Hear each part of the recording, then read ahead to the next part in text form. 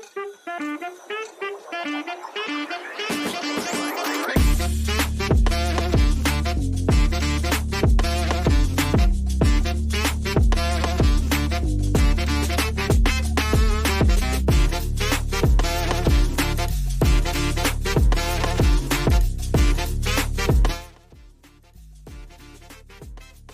up, everybody? Welcome to the show, Westbrook 4-Star Sports Media. You are sitting down at the Sports Stuff Fed. Thank you, everybody, watching and listening right now as well. Facebook, YouTube, X, and on the website as well. It's Saturday, June 29th. You're in the house for a special 2-hour live show today. We're going to go over, we're going to talk a little PGA, talk a little NASCAR. They're heating up Nashville right now. Talk Arkansas football as we go over their offense for this year.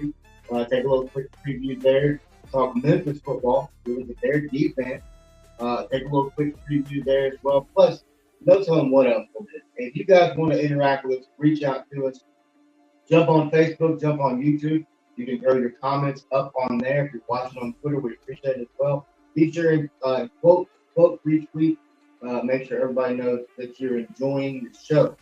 A lot of fun today. Like I said, appreciate everybody watching. Special show today. Just decided to get on here and honestly, man, just talk a little sports on a Saturday morning. Nothing better to do on a Saturday than talk a little college or a little sports in general. So let's get it started. Let's jump in head first, as they say, and dive into our topics for today. Our first topic on the main course here on 4-Star Sports Media's Sports Buffet, presented to you by 4-Star Sports Media, is going to be NASCAR. Is it rocked Nashville last night? We saw Christian Eckes win the Rackley Roofing 200, his 8th victory in 104 Craftsman Truck Series races, 3rd victory and 12th top 10 of 2024. Is his first victory and 2nd top 10 in 3 races at Nashville Super Speedway.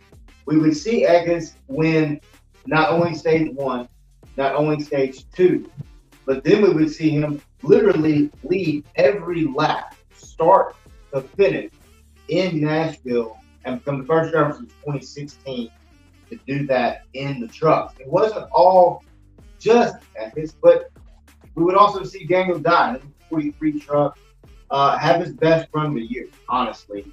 Finished 2nd last night, first top 10 finish in 2 races at Nashville, and his 5th top 10 in 2024. Then we would see another young driver whose name is right now being talked about all across NASCAR, and that's Corey Heim. We saw him step in for Eric Jones earlier in the season when Jones got the wreck. Messed it back up. Jones was now back. But we saw Corey Heim step in.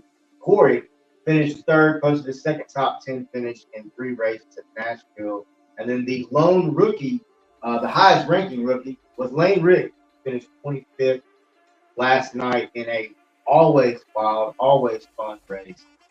Next race for the trucks is going to be July 12th at Pocono Raceway. On racetrack, but NASCAR's not done. No, they're running all 3 this weekend. So today, NASCAR's back as they run the Xfinity Series. Will run the Tennessee Lottery 250. It will start tonight at 4 p.m. Central Time on USA Network, NBC Sports app, and also the Sirius XM NASCAR Radio. Great coverage. Tune in to NASCAR Radio. With the 1.33 concrete track in Lebanon, Tennessee is going to be hosting its 25th Xfinity race since opening in 2021. There have been 17 different race winners and 16 different pole winners. I'll say that again. This is the 25th Xfinity Series race since the track opened in 2001. During that span, there's been 17 different race winners and 16 different pole winners. That's something to really watch. Also, only 3 drivers have won from the pole or the first starting position. Most recently was Kyle Busch in 2021. Also, last night in the truck race, we could see Clint Boyer step out of the booth and step back at the truck. There was one point in time in the race where a guy jammed him up. And listening to Clint Boyer on the radio is one of the most fun things. I love it. We also would see Carl Edwards, recent Hall of Fame inductee and 2007 Xfinity Series champion. He holds multiple records at Nashville Super Speedway, including the most wins, which is 5, most top 5, which is 11, and most top 10s, which is 12. Right now, we have 2 drivers that are tied both poles at Nashville, 3 of these. That's Joey Logano and Kyle Busch.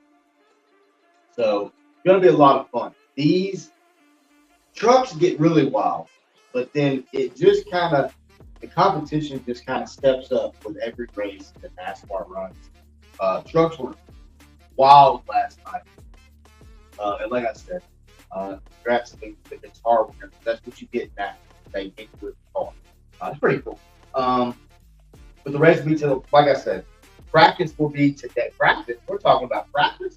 Practice will be today at 11:05, so it'll crank up about an hour after we finish up here. Qualifying will start at 11:45 on USA Network. It'll be streaming on Memphis Sports app. And like I said, the race starts at 4 p.m. today. Like I said, go back, listen again. There have been 17 winners and 16 different pole winners, but only 3 drivers have won from the pole or the first starting position. Most recent was in 2021. So you've got practice today at 11 o'clock. You've got qualifying at 11:45. So definitely keep an eye on that. Really going to be fun to watch. There's only 2 drivers that entered the Tennessee Lottery 250 this weekend that have had the privilege of holding the signature electric guitar in victory lane. And that is Justin Allgaier and AJ Allmendinger. Today's race will mark the 10th start for Allgaier at Nashville Speedway. The previous 9 started 1 win, 5 top 5s, 5 top 5s, 5 top 10s at 1 pole, while leading 203 laps and completing 1,918 of the 1,923 lap range. Allmendinger returns to Nashville as the reigning winner of last year's race. In just 3 previous starts coinciding with NASCAR's return to Nashville after a 10-year hiatus, he has accumulated a win, 2 top 5s, and 2 top 10s while completing all but 1 lap. So when you look at NASCAR, I mean, the track's heating up, the drivers are heating up. We saw Ekins last night win the 3-race $1 million for the truck series. So I mean, this has been a wild season. You look at the Cup Series, we haven't even got there. But you look at the Cup Series, and I mean, you look at how that season started. I don't know that it can get any more exciting than that. But here we are. Nashville's back. Nashville, we talked about it yesterday. We talked about it yesterday with John and Jason, how Live Golf was just there last weekend, and the people showed up, people showed out. You saw it last night during the truck race. You'll see it again today for practice, qualifying, and of course tomorrow. The fans are going to come out tomorrow. Nashville, like we talked about yesterday, Nashville is a city that if you are an event, if you are some type of company, if Tennessee is your spot, go to Nashville. You're going to make the money. You're going to have major revenue. People are going to show up. People travel to go to Nashville. WWE's heading to Nashville. I mean, it's quite evident now that this is where things will be. Up next, we're going to dive over to the PGA Tour. The Rocket Mortgage Classic is taking place right now at the Detroit Country Club. We would see first round action yesterday. As Ash Cave Tia, shooting 567 and included a free drop after his golf ball fell into the fairway drain. Good enough for his share of the 36-hole lead with Aaron Rye after a second round, or I'm sorry, after the second round of the Rocket Mortgage Classic on Friday. Yep. His driving with par 5, 17th hole managed to fall into one of the 5 holes in the metal drain cup that were just big enough to fit a golf ball. If you didn't see this video, just Google it. It's out there. Go to YouTube. One of the wildest things I've seen in sports in a very, very long time. But for Batia to come back and make par is beautiful. That was his second straight bogey-free round of golf during this tournament at the Detroit Country Club. You got Taylor Montgomery, Troy Merritt. Taylor Montgomery shot a 68. Troy Merritt shot a 64. Eric Van Ruin shot a 64 as well. Cameron Young shot a 66. All these guys are 2 strokes back of the leader. Eric Cole, 68. Cameron Davis, 66. And Joel Dahman shot a 64 or another shot back. So this tournament's been a lot of fun. PGA golf's a lot of fun to watch. A lot of people say, "Oh, well, you know, watch it and take a nap." Not really. I mean, you can watch PGA golf and it's still be fun. Neil Sheffield, the low amateur at the Masters U.S. Open, gave him a chance to contend in his first ever PGA Tour as a pro. He was 4 shots back after a 68. Then amateur Luke Canton shot a 68 as well, with 7 under, flashing some talent that he showed last season down in Tallahassee at Florida State, where it says school record with a 69.3 scoring average. The young man is very, very talented. And speaking of young, 22 years old with Batia.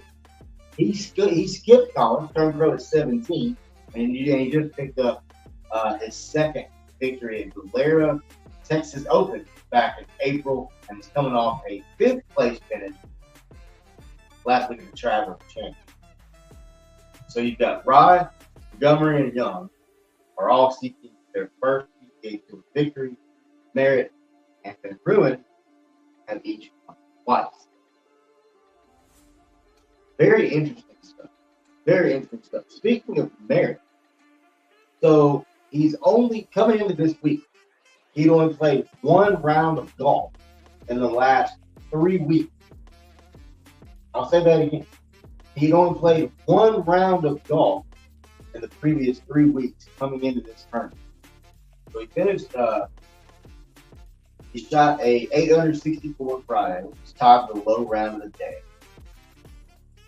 But it wasn't without challenge. Merritt would say, I just reminded myself after I 3-putted the first hole today that I did it at the Fortinet Championship last fall, and it resulted in 8 under par 64.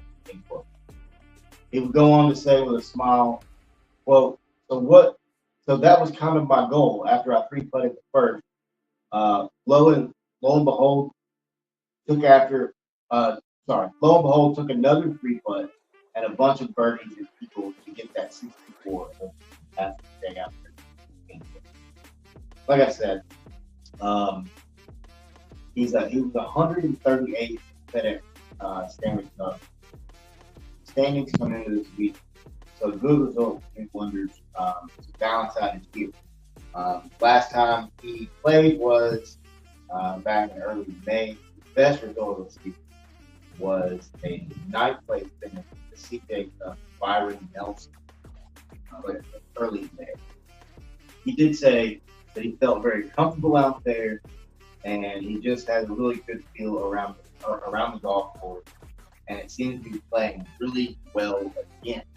So when you listen to a lot of players that have talked about this golf course, how it's playing, the conditions, they're raving about it. And it's a beautiful course. But a guy like Merritt definitely dusting off some rust because he only played 3 rounds of golf coming in. So PGA Tour, check it out, reach out, keep on watching. It'll be back on today. It's on everywhere. Go to ESPN Plus on there. Up next, we're going to jump over to the Northwest Arkansas Nationals. Nationals got another win last night, 11-7, over the Wichita Wind Surge in a game that will last 3 hours and 6 minutes. The Nationals now lead the series 3-1.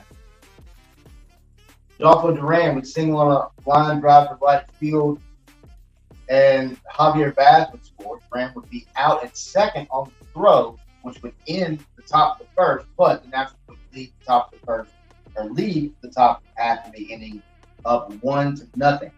The bottom of the first, you see right fielder Carson McCusker for the Wind Surge get his first triple of the year on line drive out to center field where Tyler Tolbert would make the play.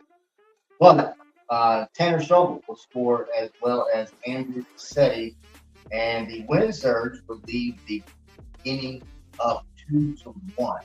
Top of the second, you see Lionel Valera, who is playing incredible baseball. Just get a quick little single over to short.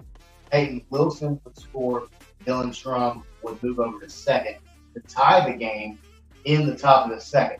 Bottom of the third, where we see Carson McCusker again.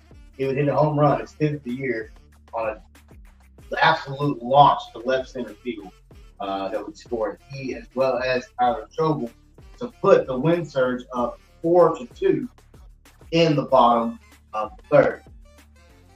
We would then see Dylan Strum hit his 11th home run or fly ball off the left field to cut the lead to 4-3 in the bottom of the inning before Rodolfo Duran turned around and hit his 9th home run to a absolute launch, over 400 feet, dead center, to tie the game up in the top of the 5th for the Nationals. Between these guys that I just mentioned, Valera, Strum, Duran, Luca Tresh is another one. Peyton Wilson's playing well. But those three guys, Valera, Strum, and Duran, if you haven't paid attention to these baseball fans, and a lot of them, but you're missing out on really talented baseball players. And this team is not that. I mean, they're right now tied for first place. We would see Peyton Wilson reach on an error, and Luca Tresh, speaking of Luca Tresh, would score with Peyton Wilson moving over to third base, and that's take a 5-4 lead in the top of the 6th. And then we would see Valera hit his 4th triple of the year that would score Peyton Wilson and Dylan Strum to give the Nationals a 7-4 lead after the top half of the 6th inning.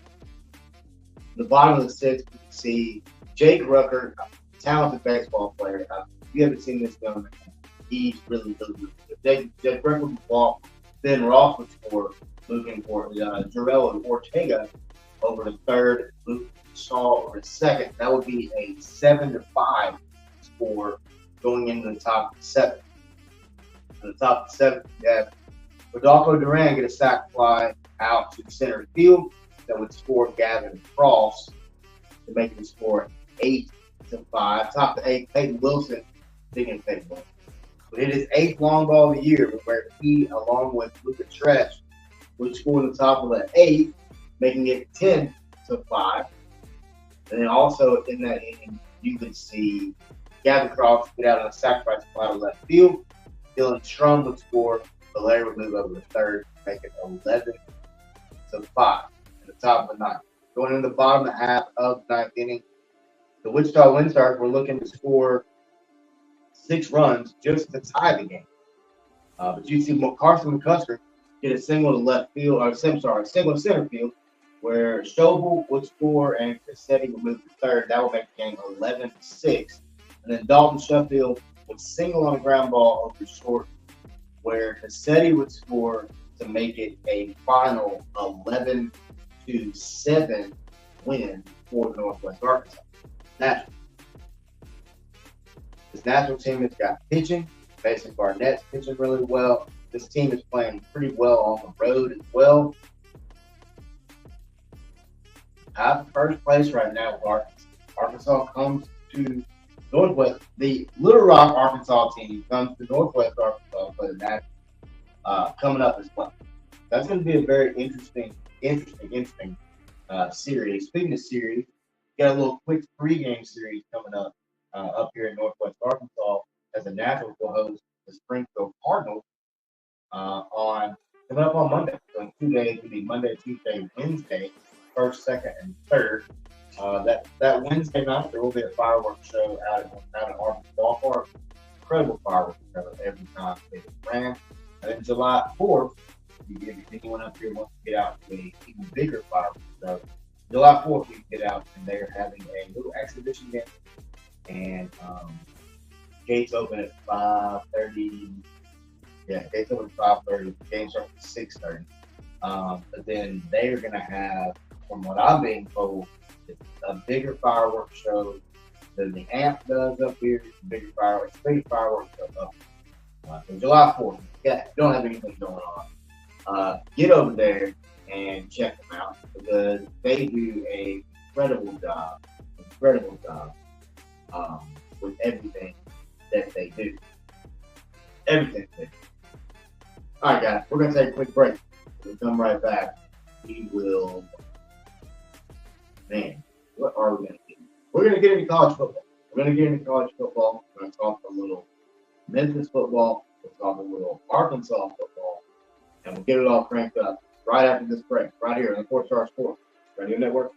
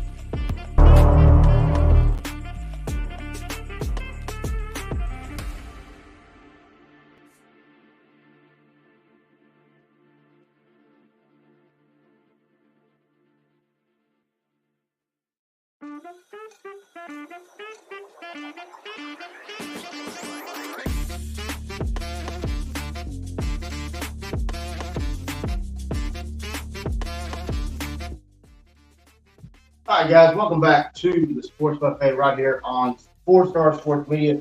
Thank you to everybody watching and listening right now. Facebook, YouTube, Twitter, 4-Star website. All this is going to be put out on podcasts as well. We appreciate everybody watching and listening. It's time to get into a little bit of Arkansas football as we dive into their offense. Of course, as we know, Sam Pittman is still the head coach. There's a lot of new stuff going on. There's a old face that's back in a new position. Will it make a difference? There's a new quarterback that was supposedly handpicked by the old face. We're going to go opposite. But, so Arkansas football, they finished 4-8 last year. Sam Pittman enters his 5th season as head coach. Comes into the season 23-25 as a head coach at Arkansas, or head coach in general. 2-0 in bowl games. That's important to point out. 2-0 in bowl games. Prior to last season, Sam Pittman had gone 3-7 in an all-SEC year. Turned around and went 9-4 in 2021, 7-6 in 2022. And then he had a 4-8 season last year. Offensively, the Arkansas Razorback returned 9 players. That's key, very key to this team. When they start out on October 29th against UAPB over in Little Rock, which people are so excited. It's Thursday night kickoff. When you look at this team offensively, Last year, they were 319 and 330. I'm sorry, um, they had 3,918 passes.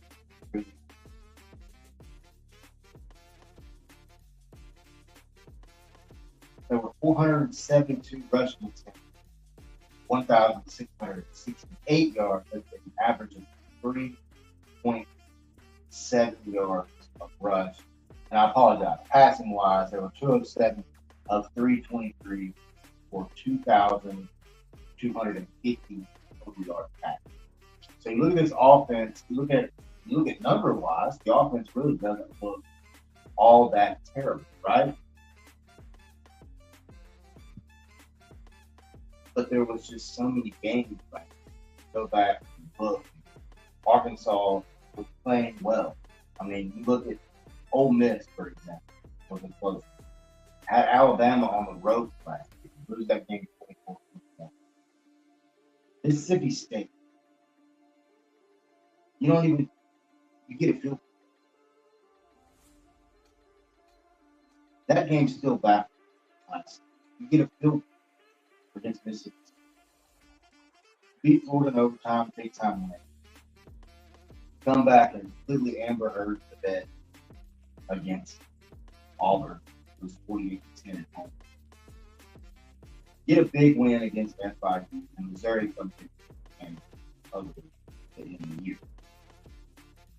But when you look at Arkansas's losses, BYU was by 7, LSU was by 3, Texas A&M by 12, Ole Miss by 7, Alabama by 3. Like I said, not a lot of points in the losses.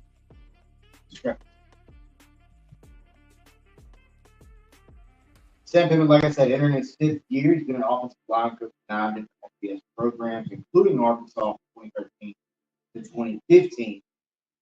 When he was at Georgia, obviously 2016 to 2019.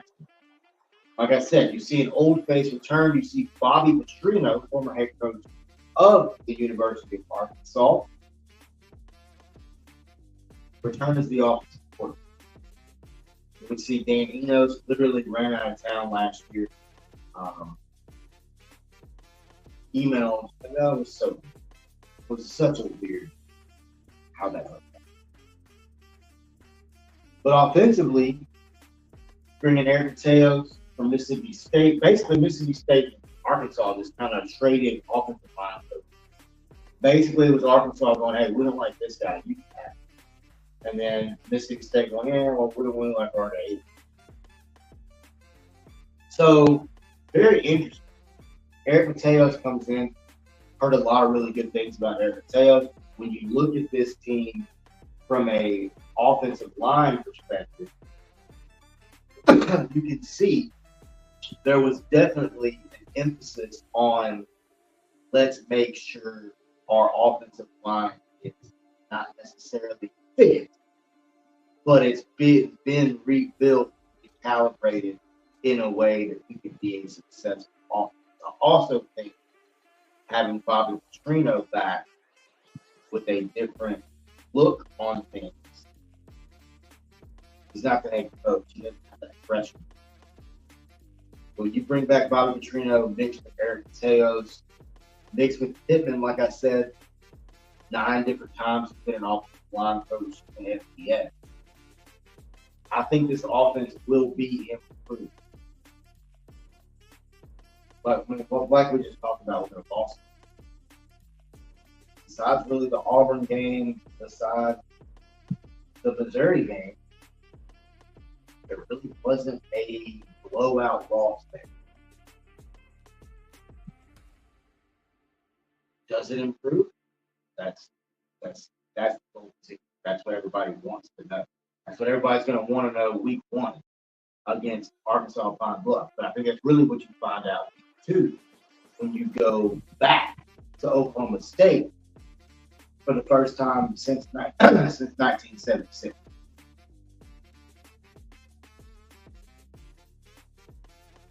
Also, Arkansas 1-6 in road openers. That's 2014.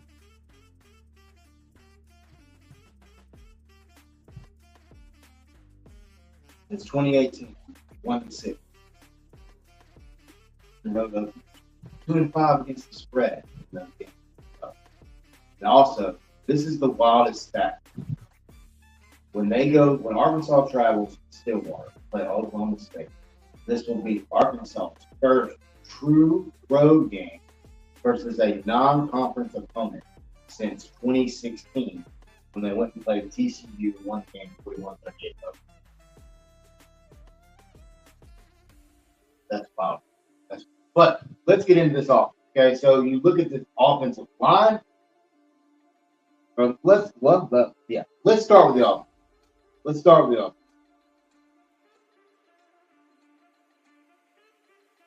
You bring in transfers. Keyshawn Blackstock from Michigan State. Addison Nichols from Tennessee. Limmer's gone.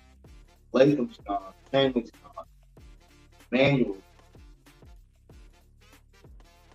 Fernando Carmona comes in.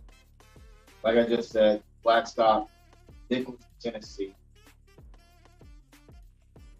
You do decrease your number of career starts if you went from 78 career starts down to 62.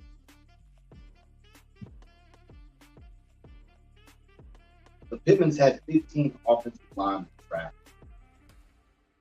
He's produced 7 offensive linemen since 2013.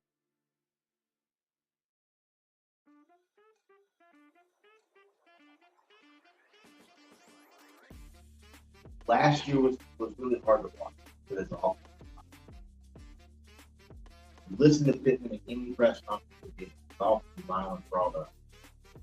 There was immediate just angst and uncomfortable. He's the offensive line guru. He's the one that everybody touts as possibly the best offensive line coach in the nation. So, what's been going on? What's the issue? Was the issue the offensive scheme that Danny has brought in last versus a Kendall Brown, one and read, one and throw offense, very quick. Now you bring in Bobby Petrino. We know what Petrino is going to bring. He's going to bring excitement. He's going to bring a little bit of a different playbook. There's always going to be 1 or 2, 3 wrinkles in there that no one's expecting. Go back and look at Missouri State. Go look at Texas A&M last year. We talked to Greg Sankey last year, preseason, about Bobby Petrino being back in the SEC fold with Texas A&M. He was excited. And you see Petrino back home. First set. Like I said, I think this offense has improved. There's 9 returning starters. I think they're improved. I think Taylon Green, that's Taylen, Taylon Green Jr. out of Boise State comes over.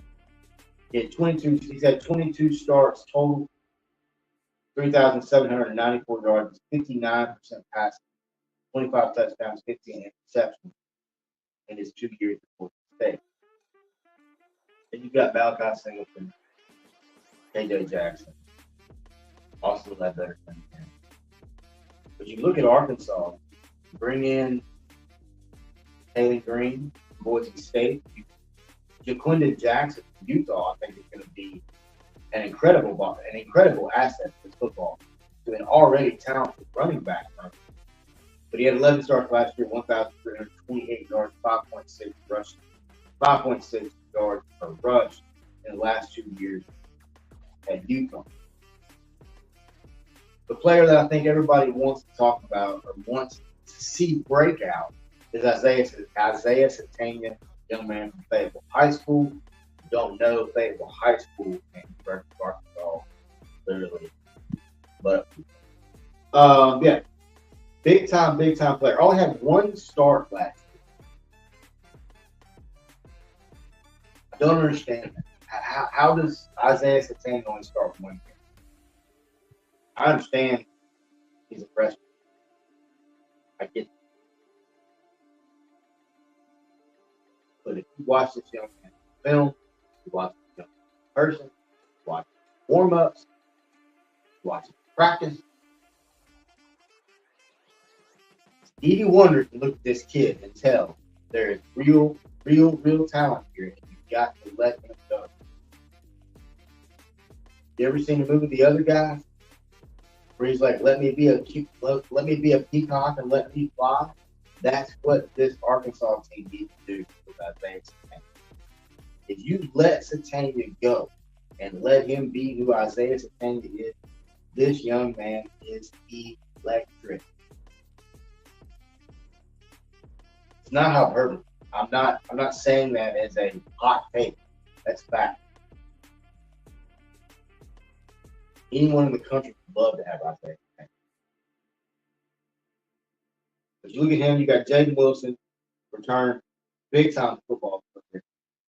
Tyrone Broden Sr., Isaac Tesla, another name that I think people really will get involved with, really understand who he is. Obviously, the one everybody really wants to see how he does. Lucas, after the injury last year, how's he going to come back? He was really starting to hit his stride last year prior to that injury too. So when you look at it, I mean, it really does hurt. It really does hurt. He came back. But let's talk about this offensive line. We've got Addison Nichols, sophomore, is going to be playing at center. He comes over from Tennessee. In the last 2 years, Tennessee, 14 games. So not too bad. You got Amari Wiggins backing him up. You got Josh Braun over at right guard. Obviously, he played 3 years at Florida, 9 stars, 20 games there. Patrick Kudus is going to go over to left guard. He is a junior, 13 games last year, 8 at right tackle, 1 at center. He's moving Patrick from the left side of the line. Then you've got Keyshawn Blackstone over at right tackle. He played at Michigan State, had 4 games last year. He did redshirt last year. Fernando Carmona played at San Jose State. Big man, 6'5", 324. Going to be over at left tackle. Let's go over some size of this offensive line. So let's start with the starters, or what we think will be the starters. Addison Nichols, 6'5", 306. Josh Braun, 6'6", 349. Patrick Kudus, 6'5", 312. Keyshawn Blackstone, 6'5", 325. Fernando Carmona Jr., 6'5", 324. That is some, no pun intended, but that's some hogs up front.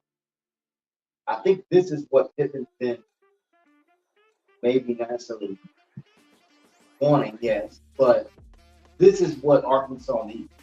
They need that strong stable in the back. They've got a quarterback in Taylor Green who watched him live last year when Memphis played Boise State. This young man can play. He is extremely talented. Bobby Petrino supposedly went and handpicked him. If Petrino goes and handpicks you, you gotta be good. But I do want to say, there's no need to put any kind of expectations on this kid. There's no need in comparing him to Ryan Mallett, comparing him to any of these other former Arkansas players. There's just no need. Let Taylor Green Jr. be Taylor Green Jr. for Arkansas. Rest in peace, Ryan Mallett. He's an incredible quarterback. Not taking anything from that young man. No need to compare Taylor Green. I understand the correlation. Trino's back. Taylor Green is a big quarterback, 6'6", 223. I get it. But there's no. And I can promise you, Taylor doesn't. Why would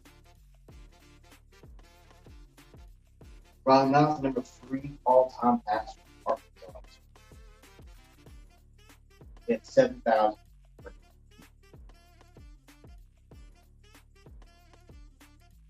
Obviously, KJ Jefferson from 7,000.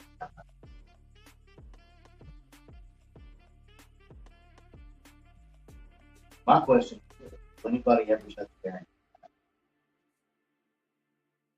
To do what you have to be essential, you have to get 400,000. Yeah, just over 4,000. 500. So halfway.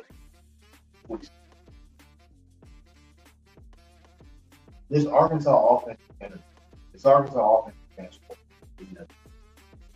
Question: can they score points while maneuvering the waters of the new SEC? You bring in Texas and Arkansas are now first time. They're now conference rivals first time. 1991. You bring in Oklahoma. Oklahoma this year. LSU is now homecoming. By the way, that game's now on October 19th instead of the last game of the year. Now, I do like the fact that Arkansas Missouri is on Thanksgiving night. I'm sorry, it's on Thanksgiving. This offense is going to be. This offense is going to be better than it was last year. Do they throw for more than 2,250 yards this year? I think so.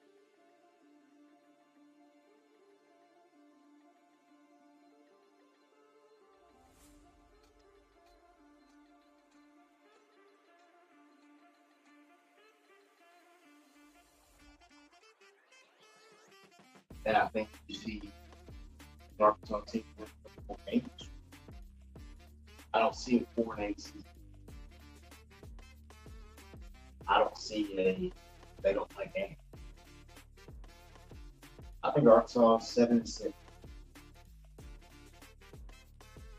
Within the schedule.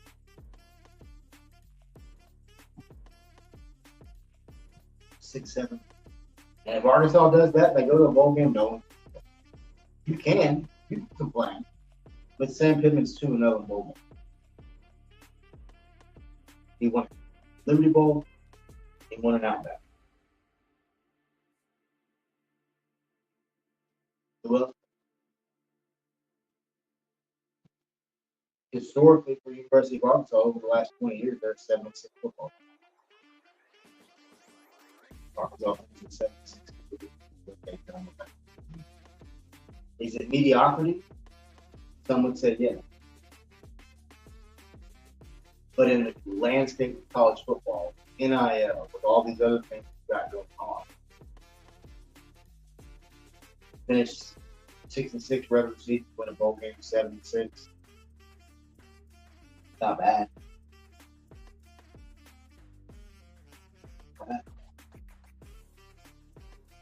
But comparing him to Chad Morris, comparing Pittman to Chad Morris, I also find it very disrespectful to say that all these Arkansas fans are Bobby M.F. Trino, but what about Pittman? What happens if the offense looks bad? Then what do you do? Then who's to blame? Who's going to blame? Trino's back. No reason the offense should be back. Can't blame Pittman if the offense is back. Can. No, I'm telling you right now, I think Arkansas wins those 7-6.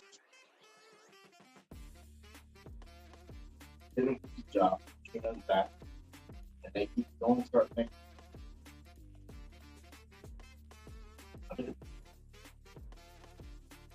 This is what I think.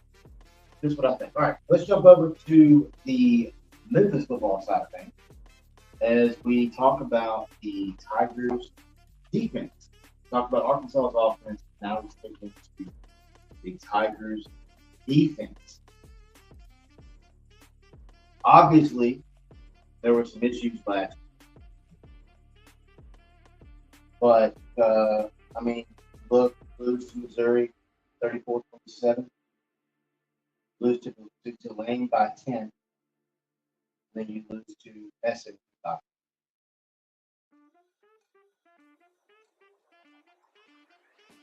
A lot of the complaints last year on this defense really went away with one game. And that was the Liberty Bowl. The defense season from brand new defense for Memphis. Now he was a defense coordinator for Martin 2017 to 2019, and then he was obviously here 2021 and 2023. But he took over last year just before the Iowa State game. Memphis defensively would be absolutely incredible. Wow, this is 0 yards rushing. Really shut them down. Now they did give up. They give up like 400 yards through the air. But defensively, this team.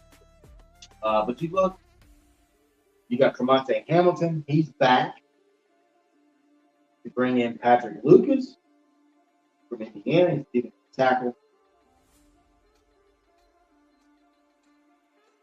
You bring in Elijah Herring, Tennessee's leading tackle. Julian Barnett's back. Bring in Jordan Greer, safety. Chandler Martin's back. And Taj Rael, Old Opinion.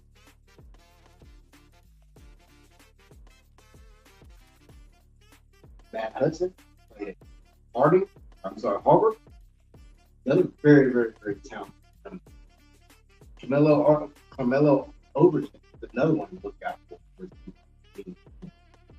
But when you look at this team, 10-3 last year, returned 7 starters on the defensive side of the football. Memphis returned 17 total starters.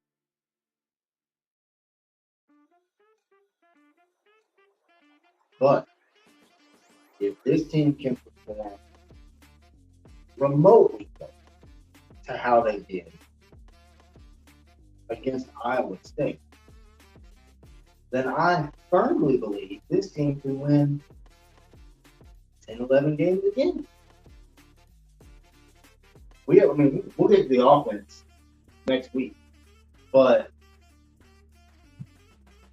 defensively, if this team can make some big changes, they can continue to tackle. They can continue to do everything that they need to do. I personally see this defense being able to get the end of the season. You look, the Memphis defense has only given up an average of about 21.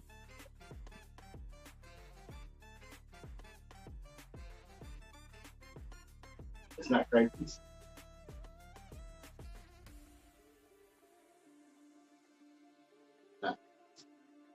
Talent is there. The coaching is there.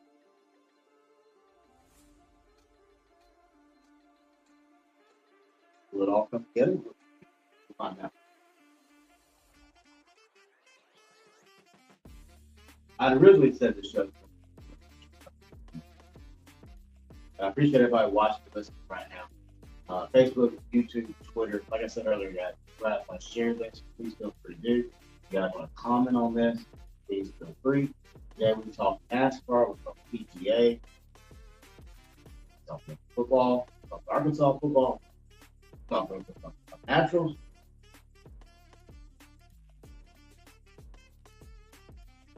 Multiple sports. What we cover here.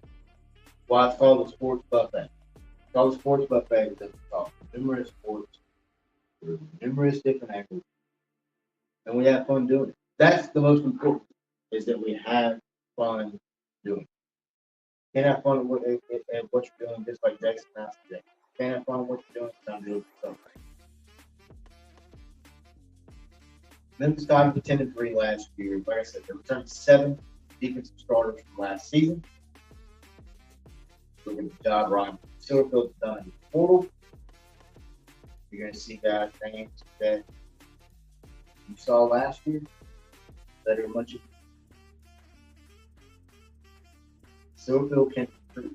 I firmly believe Silverfield knows how to develop football. They knock on him for a while, but I don't think he can develop play. I think he can. And I think it's starting to prove itself in now his 5th year at the University. Silverfield is 31-19 at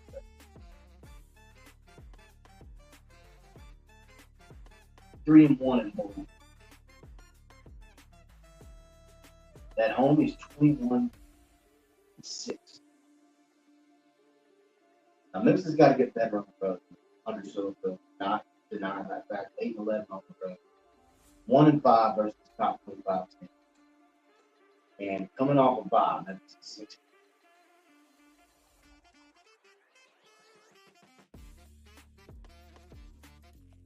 Coming off of balls. 7.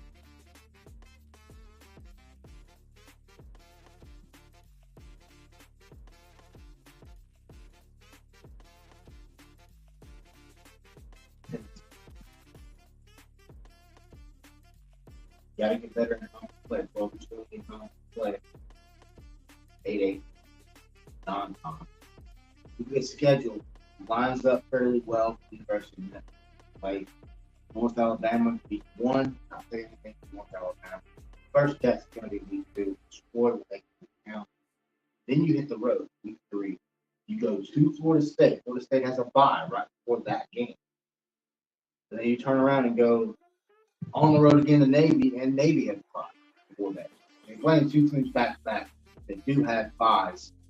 And you play 4 teams total that before they play you, they have a bye. That being Florida State, Navy, South Florida, and Tulane. So that's a stat that not a lot of people talk about. Really, really, really important to keep our eye on. Is that Memphis does play 4 teams this season that before they play that team has a bye. I'll say it again. Florida State has a bye week 3 or week 2 before they play Memphis week 3. Navy has a bye the following week. Memphis plays Navy the following week. They have a bye. The week Memphis plays State. The week prior to Memphis playing South Florida has a bye. The week prior to Memphis playing Tulane on Thanksgiving night, Tulane has. Memphis has a bye week October 5th. Memphis has a bye week November 5th. Memphis will also play 6 teams that were bowl eligible, including 2 conference champions.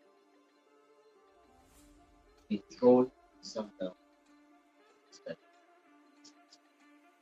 Like I said, I think defensively this team is going to be really good. I think they've got the talent and they've got the coaching to be early 2000s good. Jolie Dunn running around. That style. That kind of good. Coop Terry. You can maybe go back to the 90s. When you go back to the 90s and look at that defensive line and those linebackers to be mid to late 90s Memphis Tiger football. NFL.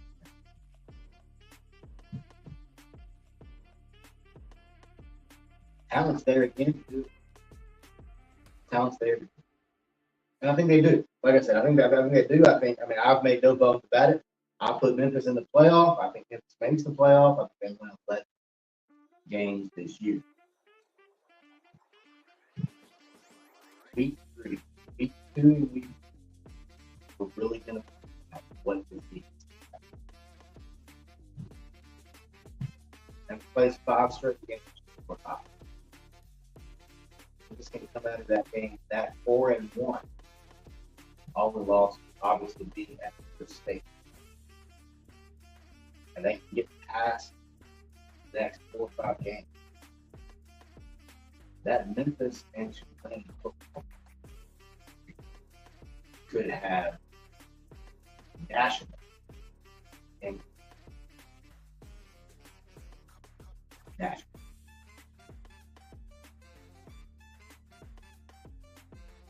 And I think it will. I think we will. We'll get our poll questions out here shortly. We'll get our burning question of the day out as well. Let us do an 8 o'clock on the show. Just didn't have time to get all that stuff out. But we will get it out. But like I said, Memphis football defensively, I think they're going to be really good. I can't wait to get on that to talk about the offense as we just did Arkansas. And I think these 2 teams, Arkansas and Memphis, are 2 teams that you can watch. They're going to start facing each other. And it could be explosive. I think this could turn into quite the rock. We already know that they don't like each other on the heart. Football, I don't think it is. But yeah, no, Memphis football defensively, I think it's going to be really talented. Arkansas offense is going to be really talented. Both units, I think, will improve in 2024.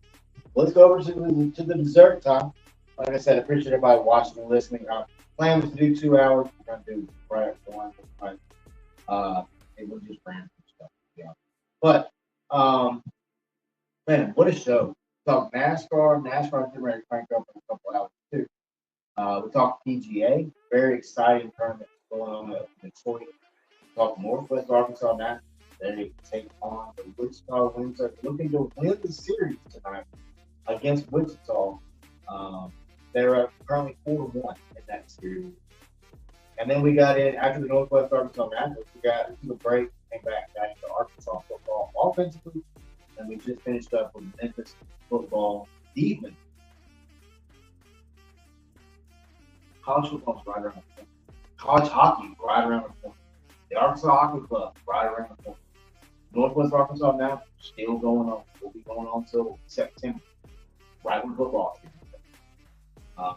Be on the lookout because we're going to start going through previewing conferences, going through all the teams in those conferences, and we're going through every conference, not just Power 4, Power 5. We're going through everything. On Monday's show, we will be talking about Conference USA, and we'll be talking about the ACC, the Atlantic Coast Conference. So we'll be talking about that Monday on the show. It's going to be a lot of fun. Looking forward to that show as well. Also, be looking for us more in the morning, possibly coming forward. Probably be a morning show and for a night show. One of those 2 options. Probably going to work that with everybody's scheduling. But it's going to be a lot of fun. We're going to continue the content. We've got articles out right now, 4star.live, head over there. And guys, if you're looking for a ticket, if you need a ticket somewhere, go to SeatGeek. Create you an account. When you create that account, go find any ticket $50 or more. When you do find that ticket $50 or more, put that promo code in right there. One down at the bottom. 4-Star Sports Media. When you do, you'll save $20 off that ticket purchase. Head over to SeatGeek. We are a SeatGeek fan. We are SeatGeeks, and they are the official ticket supplier of 4-Star Sports Media. So head over there to SeatGeek. If you don't believe us, find a ticket $50 or more, put that code in, and it will work. So we thank SeatGeek for all they do for 4-Star Media, and we enjoy pushing their content. So if you are looking for tickets, once again, if you're looking for tickets, you need tickets, go to SeatGeek. That's where you go get it. But I'm Westbrook. We appreciate everybody watching and listening. And as always, if you're a fan of the show, like, follow, subscribe, share, and hit the notification button. That way you know when we're live. We'll be back on Monday talking more college, more NBA, more NASCAR. We're talking it all. It's a sports buffet, guys. A little bit of this, a little bit of that, but it's always fun sports talk. And as always,